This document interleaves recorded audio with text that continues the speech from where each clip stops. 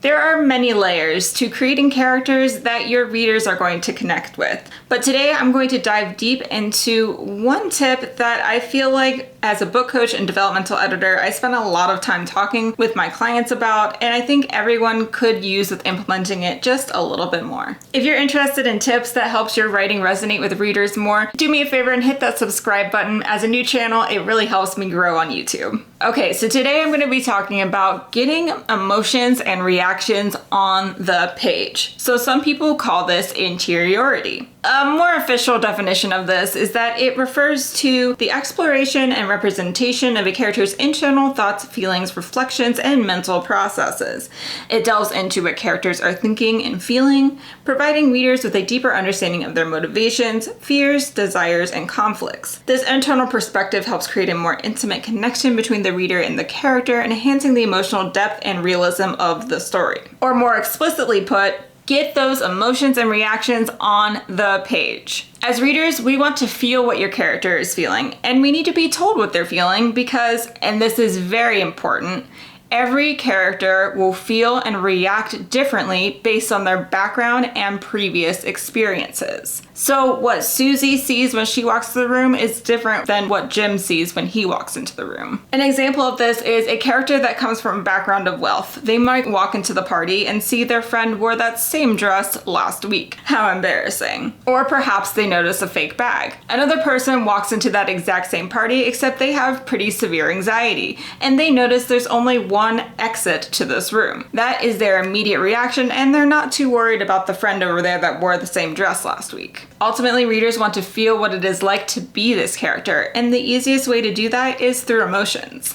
Now you might be wondering, how do I actually show these emotions on the page? And I'm going to go through some very specific ways that you can do that using examples. Now all of my examples are going to be coming from this book, which is The Ferryman, written by Justin Cronin. And it's a sci-fi kind of dystopian type novel, and it is absolutely excellent. So if you're looking for a nice read, I would highly recommend this one. Now what's great about using this book for an example is it's written in first person point of view for the protagonist chapters, and then there's also additional points of view that are written in third person. So you can see how the emotions and reactions come across in both versions of point of view. The first way is through body language. Now this is the good old show don't tell. We're trying to express what the characters are feeling by describing their body language to the readers. That way readers can infer that they're feeling sad or angry by what their body is showing them. I have a few examples from The Ferryman that I'm going to read through. His hands have stilled their nervous working and rest serenely in his lap. His expression sours. He shakes his head gravely. As I begin to walk, I draw up my collar and hunch my shoulders against the rain so that they will not see me weeping. That last one, even without having a lot of context, you can feel the emotion that this character is experiencing because they're hiding from the world and they're expressing their sadness through tears. So these are really great examples of different ways you can express body language and bring that across to your readers. The second way is through dialogue.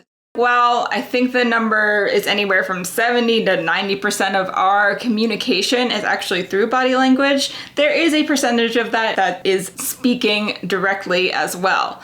So it's okay if you directly call out emotions within the dialogue. Here's an example of that. You know, sometimes I worry about you, Proctor. In that example, he could have chosen to have a certain look on this character's face or be experiencing some sort of disconnectedness from the character. Instead, she just came out and said it, hey, sometimes I worry about you, and laid that emotion on the table. So this is definitely an option. The third way is show your characters taking action. So oftentimes our emotions lead us to taking action. We're sad, we're gonna go hide in our room. We're angry, we're gonna throw a pillow. There are certain things that we do that either help us release these emotions or help us take action to try and change that emotion. An example here is she doesn't just want him to taste defeat. She wants him to gnaw on it like a piece of gristle. She decides, perhaps unwisely, to have a bit of fun with him. So we can tell that this character has experienced a lot of either resentment or anger. There's something that is built up to the point where she wants to make this person suffer and is going to play with him. This is a great example of showing how someone can make an action or a choice that is tied to their emotional state. The next one is directly labeling the emotions. So it is perfectly okay to come out and say, my character was sad. This is just a grounding way to orient the readers and let them know exactly how your character is feeling. Now, the key to doing this is adding additional context about why your character specifically is feeling the emotion from this. So my character was sad. End of story is not as effective as my character was sad because this is the lake that he went to with his best friend who passed away a month ago, right? So these experiences that they've accumulated are going to make them feel a certain way that might not make other characters feel that same way. An example of this is, as the minutes ticked by, my waning excitement allowed the full measure of my anxiety to emerge. So this example is great because it's a double whammy. We got excitement and anxiety in the same sentence. We understood, okay, how was he feeling? And now how is he transitioning into feeling? And those are both labeled, and I wasn't taken out of the story or jarred. I was just better understanding what was happening in this character's mind. Next is directly writing the thoughts out. This is generally shown as they thought, or putting in your words in italics if you're using third person point of view where you're not in that first person always constantly in their head. So it's a way of differentiating what is a thought and what is not directly in that character's head. An example here is, you think we'll tell you anything? Guess again. So this was italics in the book, and I knew that it was directly a thought that this character had, and you can tell by the writing that this character is feeling very defiant. And the final way I have is a combination of any of these things. So you could, in one scene or even the same sentence, use multiple of these different techniques to help your readers understand exactly how your character is feeling. So an example of this is, his eyes are damp and wide and full of terror. We get body language with his eyes are wide, and then we also are directly told that this is of terror. Do you struggle with character emotions at all? I'd love to hear about it in the comments below. So I want to share an exercise that you can do to help elevate your skills in this way,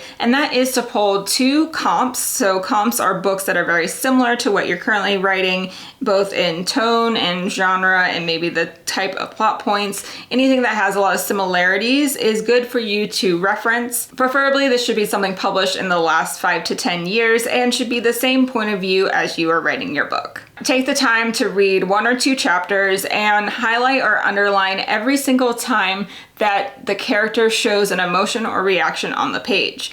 Check out how frequently this is happening, and I'm sure you'll find that it's happening a lot more than you thought it was. Seeing how published works have executed their ideas is a good way for you to learn how to do it in your own work. And if you're interested in learning more writing tips, I have a newsletter that will be in the description below if you'd like to sign up. I'm excited to talk more about creating realistic characters that your readers will love in future videos. So if you're interested in seeing more, hit the bell so you're notified every time a new video comes out. Thank you and happy writing.